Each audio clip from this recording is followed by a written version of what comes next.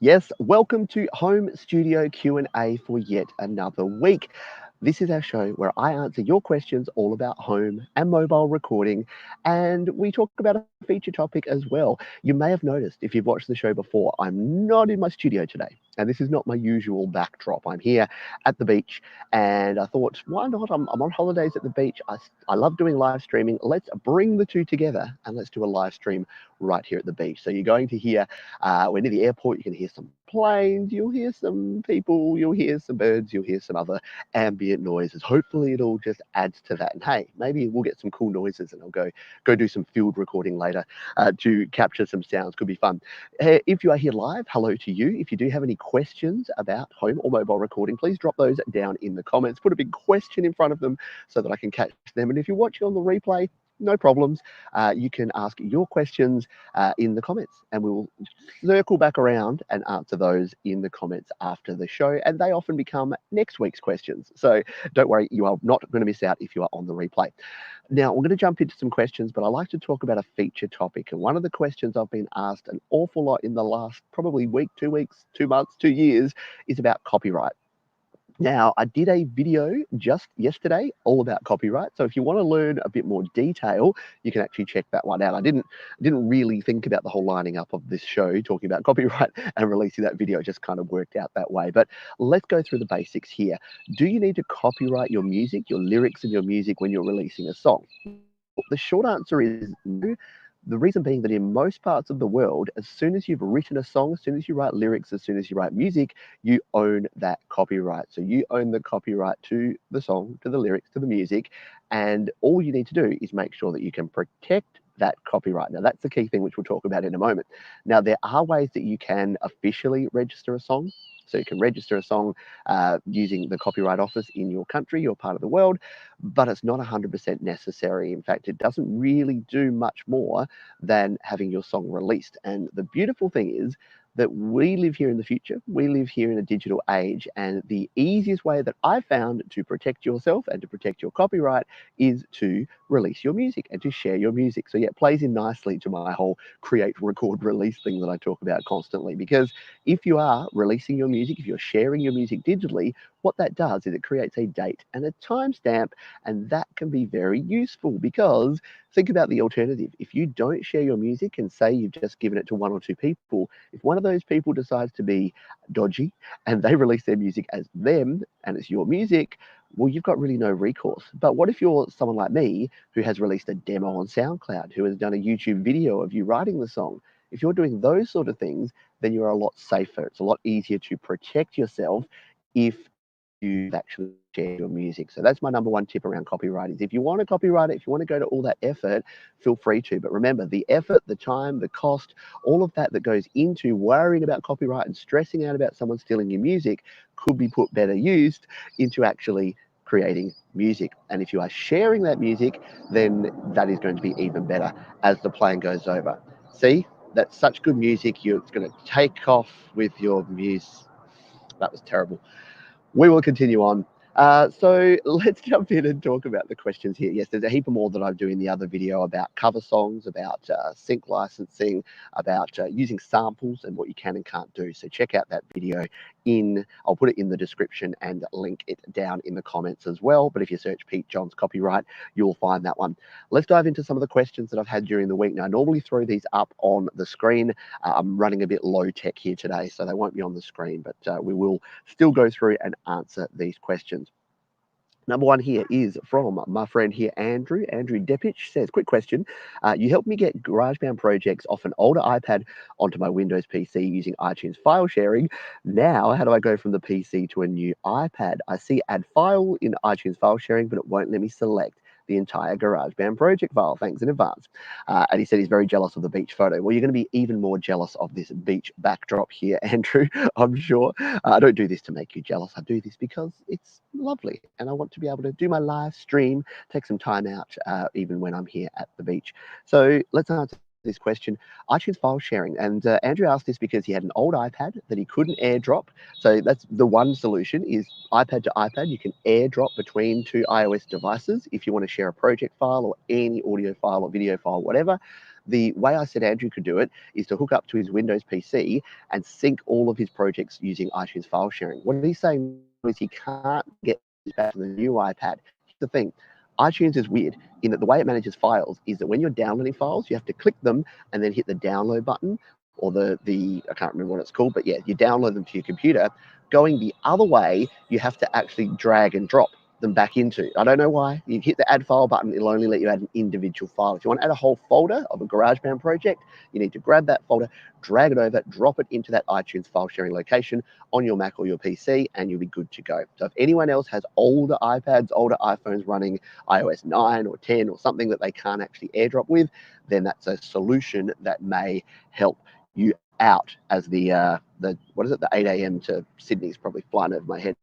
Hopefully you can not hear that too much in the background, not too distracting. Let's go into the next question.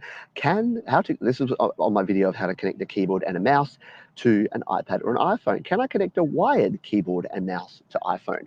Yes, you can. So you can connect wired or wireless. They work exactly the same way.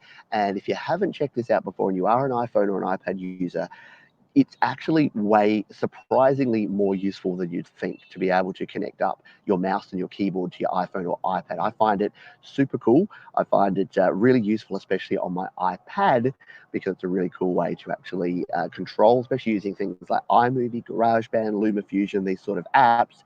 It's much cooler than the touch screen, especially if you're doing a whole lot of intricate work. You can use the mouse. This question is, can you use a wired one? Sure can. And in fact, if you use a powered USB hub, and I've ranted about powered USB hubs a heap on the channel before, if you've got a powered USB hub, you can connect up to 4, 7, 10, however many ports you've got, and you can connect all of those devices. So if you've got, say, an audio interface, a MIDI keyboard, a mouse, and a typing keyboard, and you've got 4 ports, you can connect them all at once. It doesn't matter if they're wired or wireless, they'll work in exactly the same way. Let's move on to our next question here. This one is from Zafir. It says, hi Pete, love your question. I have a question though. Can I do the exact same thing you did, but with an Android phone? Instead of using a Lightning to USB adapter, I'll use a USB-C to USB adapter and connect a powered hub to the adapter. So the question is, do the same things that I say that work in iOS work in Android? And the answer is a big giant maybe. I don't know. I'm sorry. So I haven't ever used Android for recording. I know there are apps on Android that allow you to record. I know that you can use OTG adapters to hook things up to an Android device. I just don't know how that all comes together, how the infrastructure works. Can you use multiple devices? I'm assuming you can, because Android is historically better with connectivity than the Apple universe. But I know that the actual recording apps, we don't have a lot of the apps that we have. There are other apps on Android. I haven't explored them. So here's my question to you, to the Studio Live Today community. If you are an Android user or you have used Android, do you have any tips around connecting and apps that you can use to connect? Let me know down in the comments. That would be great. We'll move on to another question and then we'll jump in and see if we have any questions here live. This one is also about Powered Hub, and it says, the Power Hub isn't working for me. I've tried a couple of external drives and my external audio interface. Only my MIDI Axiom Air 25 works. So what's the deal here? Well, yes, it's time for that. I need a jingle for this, but it's time for Pete to rant about the genuine Apple Lightning to USB adapter, because this sounds like a problem with power or with connectivity, and that's usually due to not having a genuine Apple Lightning to USB 3 adapter. I know that they cost a lot more. I know I say this a lot, I'm not to record about this, but almost 9 times out of 10, when someone is having an issue connecting something up to their iPhone or iPad, a USB device, it is caused by the fact that they're using a third party or a non-genuine Apple adapter. So the reason you want a genuine one is it's going to have the chip in there, the MFI made for iPod chip. It can be updated with the iOS version, and it's going to have that Lightning port that you can actually supply additional power in. So things like audio interfaces, and the reason that a MIDI keyboard may work, and I've had the same experience, MIDI keyboards work because they're not usually drawing that much power and they're a very simple setup. You think about sending just MIDI data compared to sending entire audio stream, 44.1 kilohertz, 24-bit audio. It's going to take a whole lot more bandwidth, a whole bigger, fatter pipe than just sending the MIDI note data from a MIDI keyboard. So yes, if your MIDI keyboard does work and then you're finding other things like microphones, audio interfaces don't work, then it may be to do with power and it may be to do with not having a genuine adapter. So hopefully that helps you and other folks out. Let's say good day again. We've got some questions coming in. Firstly, we've got greetings from Iceland. I haven't had an Icelandic person comment on my videos before. I'm sure someone from Iceland has watched before, but my first Icelandic comment. So welcome to the show. I hope you enjoy it and get some value from it here. Oh, by the way, if you're getting value from this and enjoying the show, hit the like button. That just tells me that I should continue doing more shows like this in the future. And if you're not already subscribed to the channel, go ahead and do that. So we've got Bernie says, "Hi Pete, I have some ad hoc ideas on voice memos. Can I drop them into GarageBand?" You sure can. So the beauty part of Music Memos, if you're not aware of what Music Memos is, it is an app that is on your iPhone or iPad, and it's made by Apple, so it's very GarageBand-ish. And what you can actually do is send your Music Memos project directly over to GarageBand. If you go to the sharing options of Music Memos, then you can actually share it to GarageBand. It'll send not only your audio that you've recorded, but the bass and the guitar that it adds in Music Memos that plays along with it, it sends those too. Very cool feature. If you want to learn about that, go to YouTube, search Pete John's Music Memos. I've got my complete beginner's guide to Music Memos over there. That will help get you up and running. But thank you for the question. Righty, let's see. I think I saw one more question here. Actually, two more questions. Got one here from Peter Wright. Hello to you, Peter. Good to see you here on the stream. Pete, is it possible to do a track and send it to someone else who's on GarageBand and they can add to it and so forth? Yeah, really good question. I covered this in a little bit of detail in last week's show. So jump back and again, if you search Pete John's Home Studio Q&A, you'll find all of the previous episodes. Plus, down in the description, there's a playlist of all the previous shows, and you can subscribe to the podcast too. There's no excuse for not keeping up.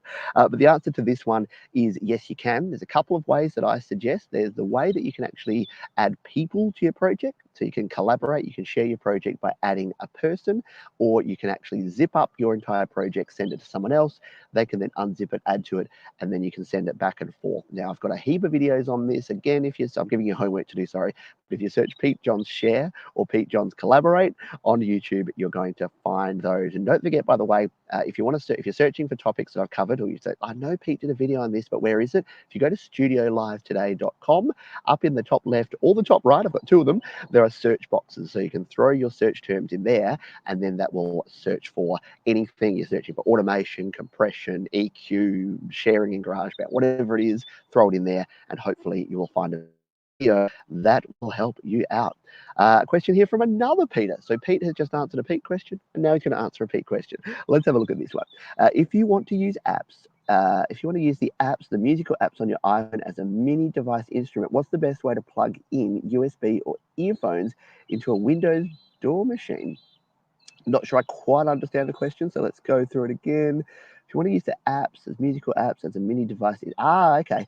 So if you want to connect it to, so you want to send the audio out, I'm thinking this is what we're saying here. You want to send the audio out from your iPhone or iPad using this as basically like an instrument, and then outputting the sound and putting it into your Windows PC. Well, really, the output out of either your stereo or your dongle is going to be a stereo headphone out. So that is sending stereo out 3.5mm stereo jack. All you need to do is send that to a line input. So your older PCs may have a 3.5mm stereo input. Newer PCs tend not to. They have TRRS jacks, which means you won't actually have a stereo line in. So you can put a mono input through the microphone input. It won't sound that great. The recommendation here is to use a stereo audio interface. Now, you can use something like a Steinberg or a Focusrite or a Behringer. There's actually a little Behringer one that's got RCA input and RCA output. It's called the UCA 222, Behringer UCA 222. It's a really cool interface because you can use it with your iPhone or iPad, you can use it with your Mac or your PC, and not sort of a full-blown mic preamp kind of interface, but if you're just doing like 2-channel stereo, it does a really good job. So I would check that out. I think it's on my gear guide. If it's not, just go to Amazon or go wherever and search for it. My gear guide is over at studiolivetoday.com/gear though, which is where you can check that out as well. I think that is all the questions we have here at the moment. So if anyone else has any other questions, please throw them down in the comments and we'll circle back to those before we finish off here today on the show. Let us continue with questions from the week that we have here. This one was related to importing MP3 and importing WAV files into GarageBand. The question here from Asher, the Exotic Master, hello.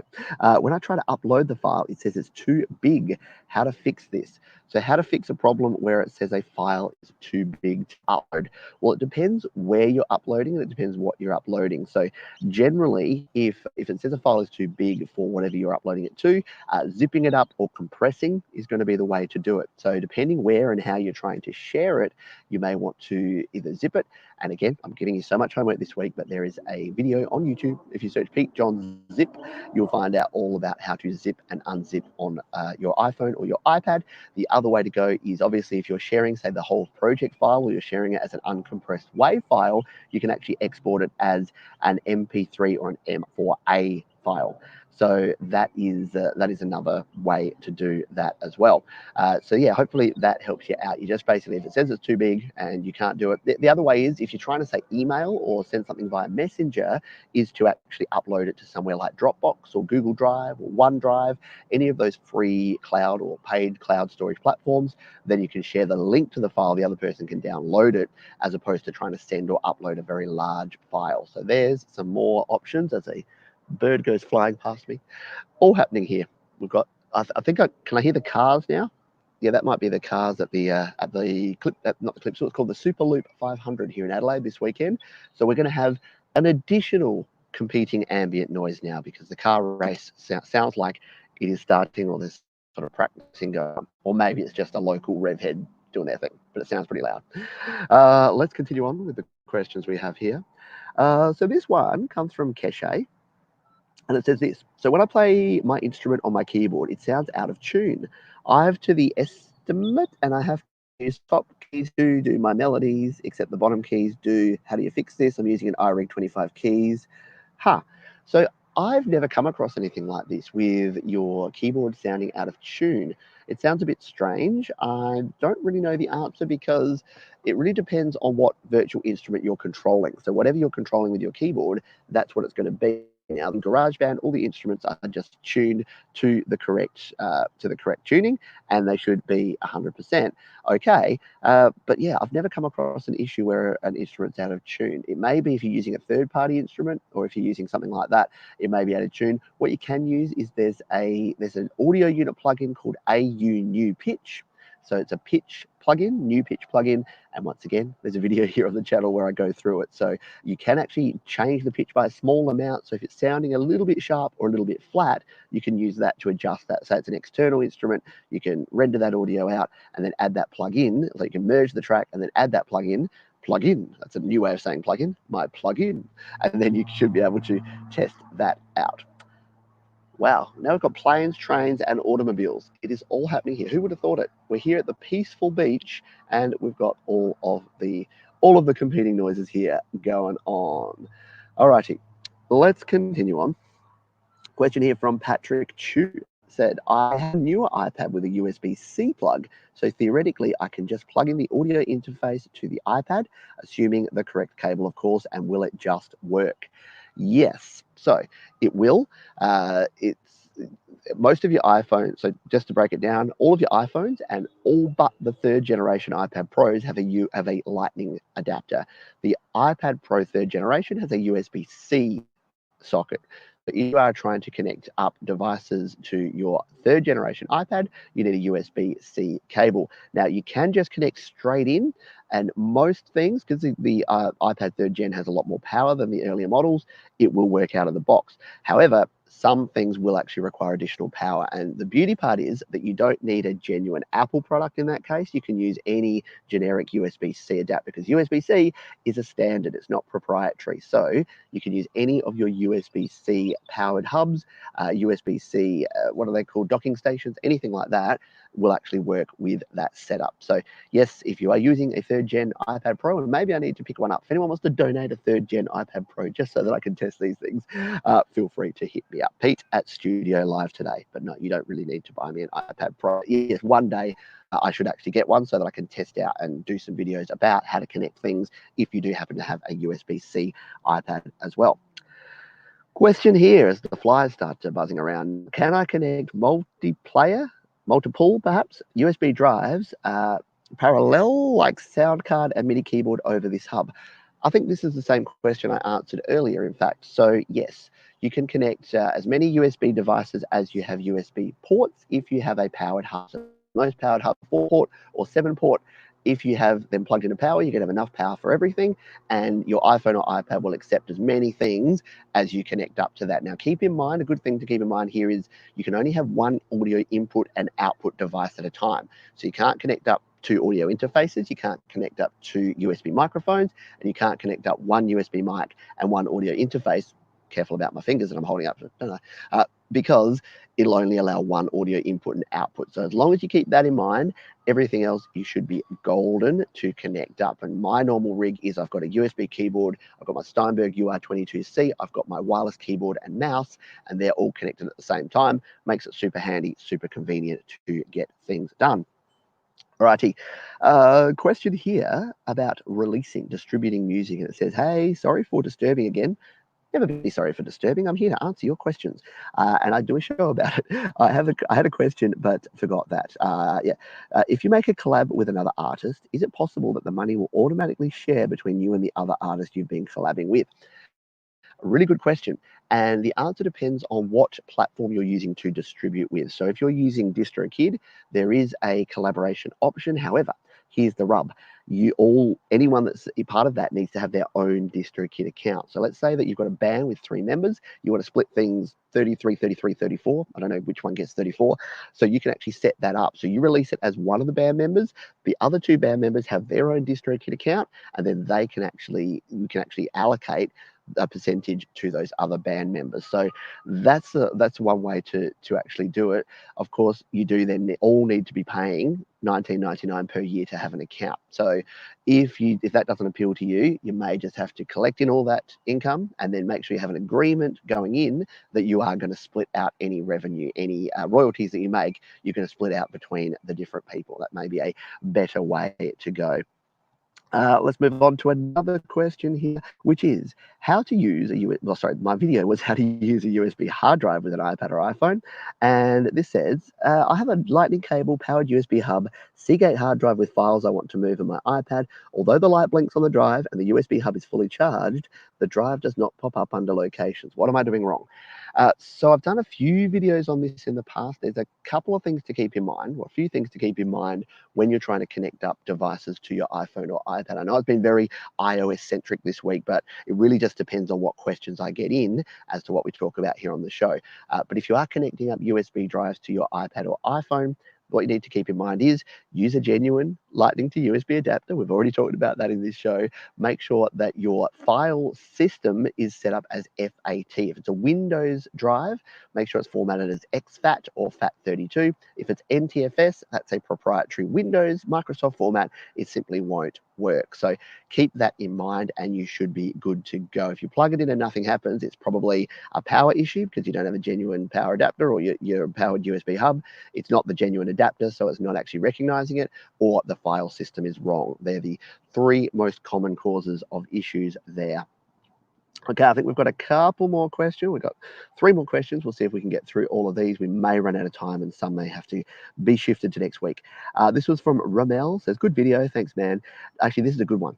Just one observation about the statement at 4 minutes 17. Gain and volume are 2 different things. Gain is a signal increase at the preamp going into your gear. Volume is the loudness coming out of your gear. Gain can affect your tone, such as generating overdrive and adding noise. Your volume controls the loudness of the sound. I hope that these general definitions help folks learning from your video. And I wanted to point this out here because I actually love it when people when people give more information. So I've never concerned if someone says, well, actually, Pete, you got this wrong, or you needed to explain this better. That actually helps me. Not only does it help me, it helps you. It helps everyone that watches this channel because I don't know everything. I never will know everything. And I'm learning as I go as well. So if you've got additional information that you want to provide, that you want to tell me about, I'm always all ears because I want to learn that stuff and I want to teach you. Now, on the topic of volume and gain, I do simplify things too much sometimes. I simplify them to the point where they're kind of inaccurate. So yeah, gain and volume are technically different. and they do control slightly different things. So if you think of your guitar amplifier, you have a gain knob at the front and you have a volume knob at the end. The gain is what you can overdrive the gain, and that's what will distort it. So it is still like volume, but not exactly volume. And then volume is, again, that output gain. And the fact that I just said output gain, not output volume, shows you how often and how easily it is to actually do that, to actually interchange those terms. So yeah, there are a few terms in recording and in home studio and home audio that can be changed. They don't necessarily mean exactly the same thing, but they are adjacent to each other. Let's continue on here. Shelley, hello to you. Good to have a question here from you. Says, great videos. I did a song on my iPhone and I want to transfer it to my iPad. Can this be done? Yeah, we can answer this quickly because we already answered it. Yeah, so you can transfer it in a few ways. AirDrop's the easiest way. If both of them are compatible, if they're newer iPhones and iPads, just go to share and then hit open in, and then in that share screen, there'll be an AirDrop or other activities type question there. You just tap on that one. It shares out either your whole project or just your audio file. You can share it across, send it to your other device. You'll be good to go. Final question here, and then we'll check in with the folks live and finish up here. So this is from Nathan. Says, sir, can you recommend dynamic or condenser when it comes to storytelling and sports review commentating? Thanks a lot. This is a tough one because there are, and I answered this, so I provided an answer. Dynamic microphone versus condenser microphone. Which one is better really depends on a bunch of things. So bump the table. In their basic terms, a dynamic microphone is good for rejecting background noise. So here where it's quite loud, if I had a high quality studio condenser, a large diaphragm condenser set up, it would be picking up a lot of background noise. And the reason that I would probably, if I was using a mic, is I'd use a dynamic mic here, is it would reject a lot of that background noise. You'd be hearing my voice and not as much of the background noise. The contrary to that is that the condenser mic picks up a lot more detail and generally a lot more of sort of the higher low ends, that quality, that frequency range that can actually help you. So what's the answer to this question? It depends. It really depends on what you're actually going for and what you want to get out of it. If you have a less than ideal room, getting something like a Shure SM58 or an AKG-D5, a dynamic mic, can help you, especially things like sports commentating, because there'll be a lot of background noise. So when I did the hockey, the ice hockey PA announcing, I used a dynamic. I used an AKG-D5 because there was a lot of background noise going on. I needed to get right up on that mic and be able to really hear that. So that's probably the recommendation for something like that. If you're in a nice quiet studio environment, a studio condenser with a pop filter in front of it can work well for you as well. So it is an age-old question, and there's probably a heap more that we could talk about that as well. A couple more questions here from the folks that are here live. We have Barney. So Barney Booster says, so will this be why my new Samsung G-Track Pro comes with the accessory requires too much power? Do I need a USB hub? Yes, generally. So if you ever get that this device requires too much power, that's where either the Lightning to USB 3 adapter and plugging in an extra Lightning cable into that will provide some more power. Or the best way is, and I recommend the little 10DAC. If you go over to studiolivetoday.com/gear, I've got the 10DAC powered USB hub, and it's available pretty much everywhere in the world, about $20, and you can connect up to 4 devices at the same time. It powers up those devices, and it even has a 5th USB port, which is just power that you can plug into your iPad to keep that charged. So the 10DAC powered USB hub will help you out if you're having that power issue with words to that effect. Larry Durrell says, yeah, still wondering about the Zoom connecting to an iPad. Yeah, I'm still trying to. I've got a Zoom LiveTrack L8 that I've been trying to connect to my iPhone and iPad. It's still not quite working. I'm with Zoom tech support at the moment, trying to work out, is it user error? Probably. Or is there something that I need to do to get that working? That is going to do it for today. Thank you so much to those who have been here, who joined me live for this show. If you are watching on the replay and you got some value out of this as well, or if you're watching live, hit the like button. That just tells me I should keep doing more shows like these, even when I'm here at the beach. And if you're not already subscribed, subscribe to Studio Live Today, because I do these shows every week here on the channel. If you watch on the replay and you have your own questions, please throw those down in the comments and I will circle back and answer those. And they may be in next week's show. Thanks again for watching, folks, and I'll see you next time.